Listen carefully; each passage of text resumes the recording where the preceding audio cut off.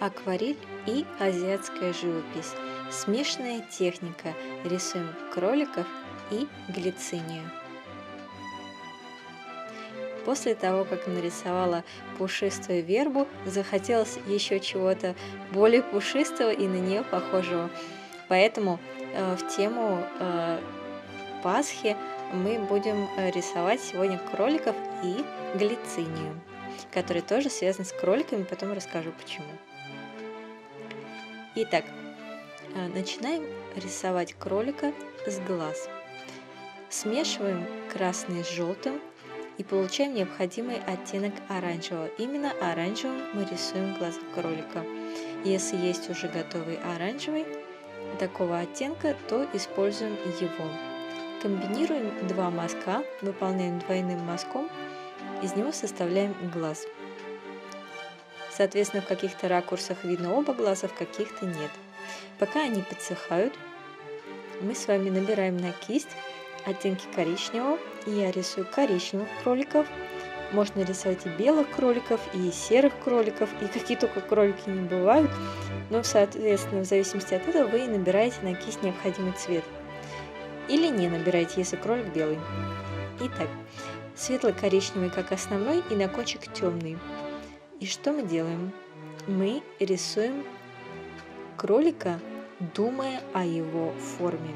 То есть, что я имею в виду под словами «думая о его форме»? Животные, птицы и человек устроены так, что у них есть скелет и мускулатура.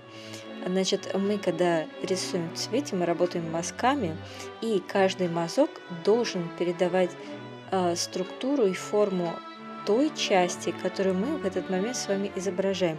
Поэтому все книги по азиатской живописи животных, они содержат структуру и строение самого животного, его скелет и мускулатуру. Значит, наши мазки соответствуют именно форме того, что мы изображаем.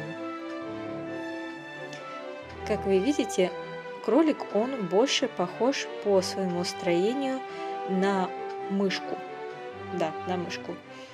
Вот. Мы сначала начинаем строить его тело с головы и заканчиваем лапками. Лапки рисуем контуром темно-коричневого оттенка, поскольку кролик коричневый был бы серый или черный или белый, то это был бы черный контур. И так как вы видите, я делаю мазки, соответствующие той форме, которую я хочу получить. Из этих мазков, группируя их, я составляю необходимую большую мне конечную форму. Соответственно, для того, чтобы получить более широкие мазки и более объемные, я прижимаю кисть целиком. А для того, чтобы утоньшить свой мазок, соответственно, для этого я поднимаю кисть, ставлю на кончик. А теперь поработаем с шерстью. Для этого распушите вашу кисть, и она должна быть сухой. Не совершенно абсолютно сухой, а почти сухой, и набираем на нее краску. Мы знаем о том, что излишки воды и краски можно снять, проведя кисточкой об салфетку. На такую распушенную кисть я набрала темно-коричневый. И, как вы видите, просто проводя кистью по нужному мне месту, я получаю такой красивый пушок.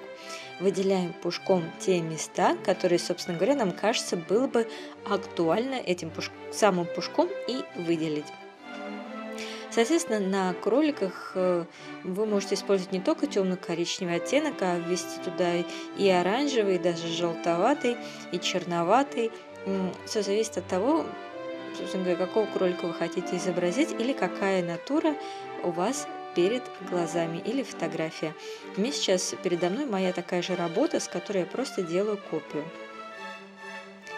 Итак, дорисовываем голову у последнего кролика по тому же самому принципу мазков, который мы оговорили с вами прежде. Как я говорила, чтобы получать тонкие мазки, поднимаем кисть, иногда ставим ее практически на кончик, а для того, чтобы получать мазки более широкие, мы прижимаем кисть до половины или же целиком. Группируем мазки, чтобы получить необходимую нам форму.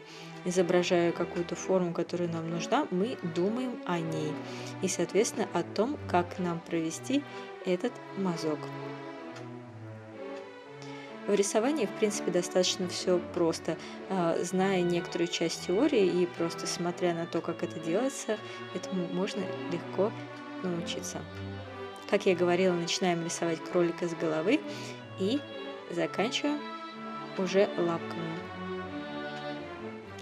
Для формирования больших объемных частей, как, собственно говоря, туловище, например, и ноги, можно было взять более объемную кисть. Но, как я уже говорила, я люблю работать именно средней кистью, и поэтому я все буду делать ей. Хотя, если взять более объемную кисть, то тогда все обошлось бы в 1-2 мазка. Скажу еще, что для того, чтобы изображать большие объемные части, лучше брать мягкую кисть и пользоваться, набирать на кисть больше воды, чтобы краска была водянистая. А для того, чтобы изображать более мелкие части, лучше брать, соответственно, более жесткую, более меньшую кисть и набирать меньше воды, чтобы на кисть следить за тем, чтобы на кисти было меньше воды, особенно тогда, когда мы работаем с контурами. Итак, снова набираем темный оттенок, оранжевый, коричневый, или как нам нравится, и начинаем прорисовывать пушок в необходимых местах. Что важно знать, когда мы рисуем пушок, это то, что краска на том месте должна быть наполовину высохшая. Не до конца высохшая, но и не такая мокрая. Поймать этот момент. А теперь сделаем хайлайтер на глазах у кролика. Возьмем белый цвет, белила, и обведем глаза кролика белым цветом. Просто проводим тонкую линию. Как я говорила, для этого лучше брать жесткую кисть. И тем же самым белым цветом мы опять распушаем кисточку, набираем на нее белый цвет. На кисти в этот момент не должно быть много воды, она должна быть сухая, полусухая. И начинаем прорабатывать шерстинки в тех местах, которые нам кажутся для этого более подходящими. И заполним ушки розовым цветом. Кисть должна быть наполнена водой, а ее кончик розовым цветом. И так мы можем распределить розовый цвет по ушку, и он органично впишется в оставшуюся белую часть уха. И подрисуем лапки у оставшихся 2 кроликов. Как я и говорила, мы в этот момент работаем контуром, а это значит, что у нас кисть должна быть не сильно влажная, лучше ближе к сухой.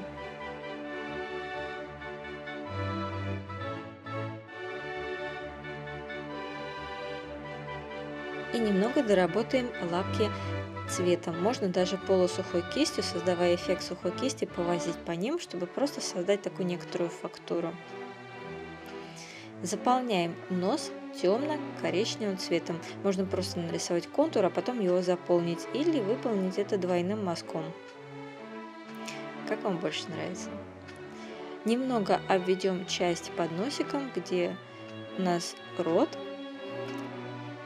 коричневым контуром, и затем точками, маленькими коричневыми точками заполняем ту часть, из которой растут усы. Усы мы нарисуем позже, когда эта часть подсохнет.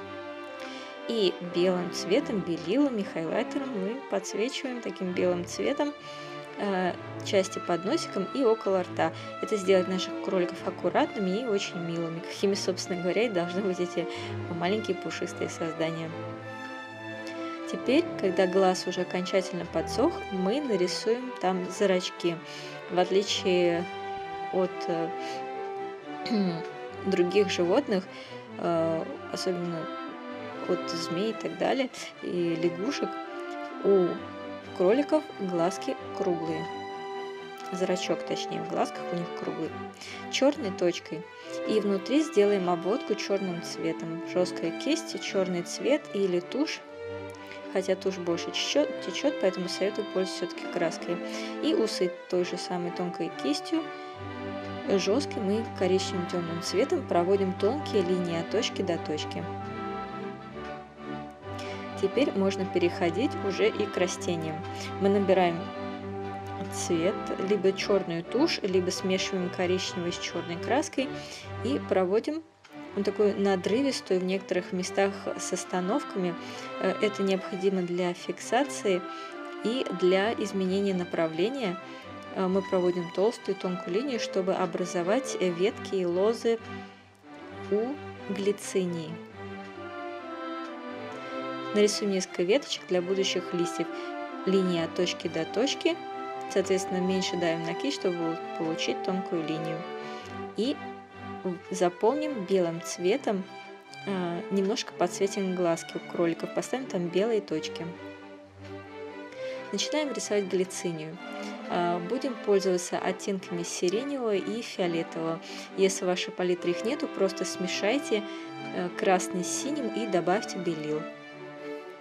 Вот такой двойной мазок в виде капелек, подведенных друг к другу с двух сторон, и есть основа цветка глицинии. А внизу, как вы видите, уже немного меняется мазок.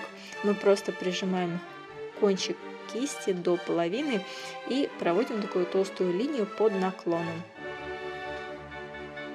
и около. И на соприкосновении этих двух мазков посередине глицинии рисуем как бы такие перевернутые запятые. Вот по такой схеме, по такой структуре мы рисуем глицинию. И еще одну более голубоватого оттенка. В общей сложности нарисуем 4 цветка глицинии, 3 над кроликами, прямо каждому по цветку досталось, да. И еще одну потом изобразим внизу. Работаем мазками, описанными прежде. Когда глициния подсохнет, мы еще поработаем на ней другими цветами, чтобы больше выделить ее и вывести на первый план.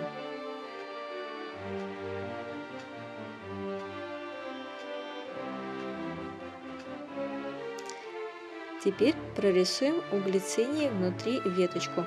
Смешаем черный с темно-коричневым и самым кончиком кисти проводим тонкую, прерывающуюся в нескольких местах линию, которая иногда выглядывает из-за цветков, а иногда снова за ней прячется. И подведем такие же маленькие линии к цветочкам, маленькие веточки, на которых они, ножки, на которых они держатся. Это, в принципе, можно делать, а можно и не делать. Это на ваше усмотрение. И отметим точками тем же цветом цветоложи у нескольких цветков внизу. И теперь подрисуем глицинии, цветку глицинии и еще другую его часть. Возьмем более темный оттенок того цвета, которым мы рисовали сам цветок, и подведем вот такие две растянутые точки. То есть мы прижимаем кончик и ставим отпечаток и тащим этот отпечаток цветку глицинии. Делаем такие растянутые точки 2 и ведем к центру цветка. Так мы поступаем со всеми цветками. Оттенок подбираем более темный к тому, который уже есть цветок. И теперь в середине цветков мы поставим белым цветом, белилами 2 точки. И когда эти белые точки высохнут, мы сверху сделаем то же самое ярко-желтым цветом. Как вы знаете, желтый цвет, он весьма сам по себе прозрачен, поэтому лучше его перед этим также смешать с белым цветом, с белилами. Расставляем точки на цветках. Переходим к листве. Набрав светлый оттенок зеленого как основной и более темный на кончик кисти, мы прижимаем кисть от кончика до самой пяточки и под наклоном ведем ее к ветке. И так с двух сторон, насаживая такие мазки на веточку, мы их группируем и получаем листву. Все достаточно легко и просто. В некоторых местах можно взять более темные оттенки, в некоторых местах более светлые, в некоторых местах можно вообще поработать полусухой и сухой кистью, что даст очень красивые эффекты. Итак, заполняем листвой пустое пространство, но не все. Нужно, чтобы картина дышала. Не заполняйте все белое пространство листвой. И теперь проведем несколько лоз. Смешав черный с темно-коричневым, мы самым кончиком кисти рисуем вот такие витиеватые лозы. сделаем это в нескольких местах. Я вот, например, решила те кляксы, которые я нечаянно поставила, вот так вот красиво подчеркнуть и тем самым как-то их ввести в картину, потому что избавиться от них уже невозможно. Итак, когда краска подсохла, но не до конца, на листве мы берем более темный оттенок зеленого и рисуем прожилки на листьях. Это можно делать, а можно и нет, на ваше усмотрение. Самым кончиком кисти мы рисуем линию от точки до точки, одну основную центральную, и на нее насаживаем боковые. Можно сделать это в некоторых местах, на тех самых, которые вам хочется более выделить. И нам останутся последние мазки. Возьмем, смешаем темно-коричневый с черным и оставим такие точки, почки на лозах галлицинии. И это последние мазки. Надеюсь, вам было интересно. Оставляйте, пожалуйста, комментарии, что еще вы хотите нарисовать.